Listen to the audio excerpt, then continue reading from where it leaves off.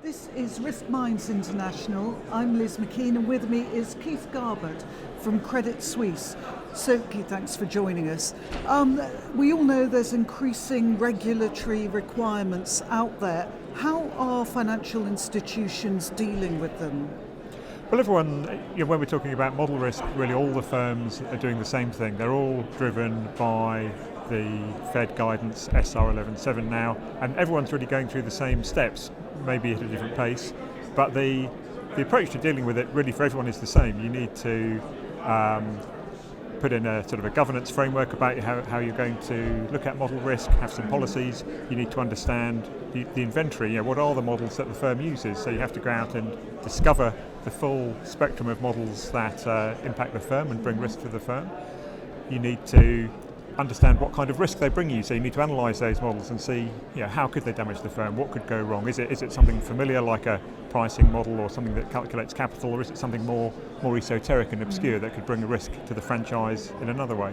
So once you understand the risks, then it's about the controls. What kind of controls do we have in place? Are they the right kinds of controls? Do we get the right balance? And then of course what's left? Have we found control gaps?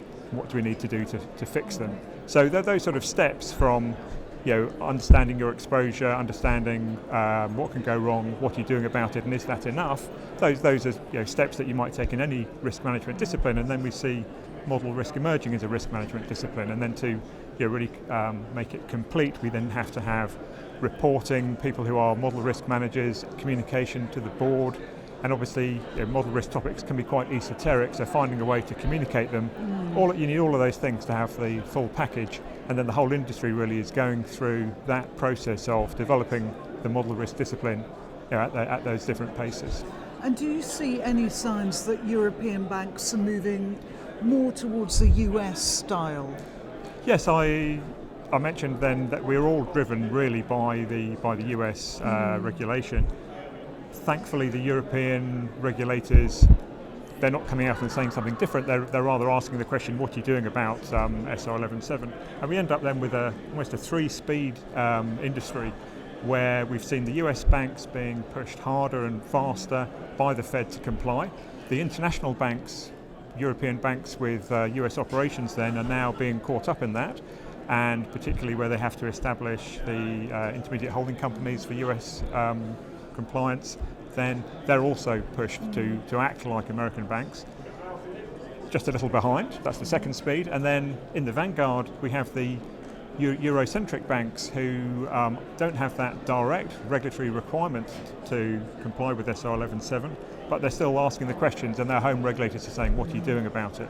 Certainly, for Credit Suisse as an international bank, we can't say to our home regulator, the Swiss FINMA, that we're doing this great work on model governance in the US, but for you we're doing something a bit different or a bit weaker. So we have to clearly adopt global best practice wherever we look at model risk. And Keith, what are the cost implications for model validation? Establishing these model governance practices across the whole firm with a very broad scope is expensive, and certainly the whole industry is having to absorb that cost. And it takes many more people and a lot of time and effort to go through all of that process about understanding all of your model risk, identifying and fixing the gaps, and then maintaining all of that. And I think on the one hand there's an expectation that somehow there's a real peak in the cost where you have a sort of a start-up, and then once you're over that it's going to be back to how we were before, and that's not the case. There's definitely a significant ongoing cost for firms to work in this new world of model governance. What we are seeing though, and the other thing is that it takes some time. It takes a few years really to get through the identification, the start-up, the remediation, and get to a steady state. It's slower than people expect as well, particularly because the expectation and the bar continues to gradually raise as well. So we're chasing a bit of a moving target. Yes. But after a few years, you can then see, and some of the American banks are getting there now, where they think they've done it. They have a more mature and stable model governance environment, and now they take a step back and they see that it is indeed very expensive and they have these high fixed costs. And we've seen some peers then looking to find ways to productionise and make the whole process more efficient and cheaper. I think we're going to see an overreaction. Some firms are going to take a cost-cutting view that goes too far, they'll cut back and they'll reduce their capability to do the things they were trying to do in the first place, and there'll be some pain and some bad feedback, and so it's going to get there'll be a dip, and then we'll find the steady state, but it'll take a few iterations, I think, to really converge on that. Trial and error. Yeah. And why is model validation so important? Well, for those reasons I identified at the beginning, where firms use quantitative models, you inevitably face risk. There's the risk. Whenever you use a model, it's not the real world. You're making some approximation, making some judgments, some predictions, and we all know that predictions rarely come true as you'd really expect. So you can't get away from the intrinsic uncertainty that you face whenever you use a model. Then, having chosen having made even a good choice of model, you can still fail to build it properly. You can have implementation risks and errors, and we see plenty of computer bugs and other kinds of errors. And then, of course, even if you have a well-founded, well-built model, you introduce the human element and you have to use it, and it will be misused, wrong inputs, wrong outputs, wrong interpretation, and there's risk in all of those different aspects of model use. We get to the question of, is it important that all models go through, some kind of governance, and what's the appropriate kind of governance to do?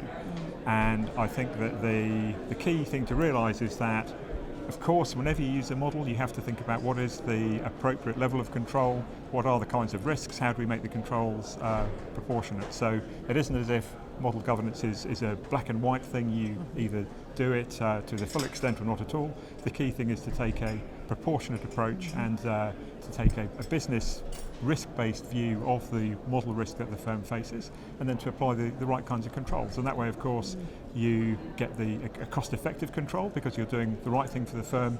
You get good business justification. You get buy-in from stakeholders because they can see you're doing an appropriate thing. So the key is to have that proportionate approach, and bottom line is that it makes good business sense.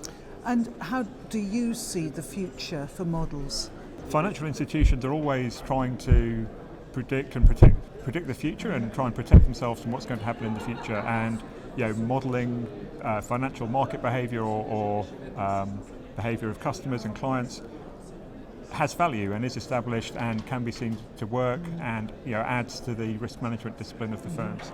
So, despite some regulators thinking that maybe we've gone too far, our models are too complicated and weren't shown to work well through the crisis, I think that sort of anti-model reaction is starting to soften a bit now, because the people who are saying we should have many fewer models or lower dependency on models, they're realising that can go too far, and then you're left more exposed than you ever were. So the key is to get the right balance, to use the models in as part of a governance framework and as part of a risk management framework, where they are balanced with sanity checks and other thresholds.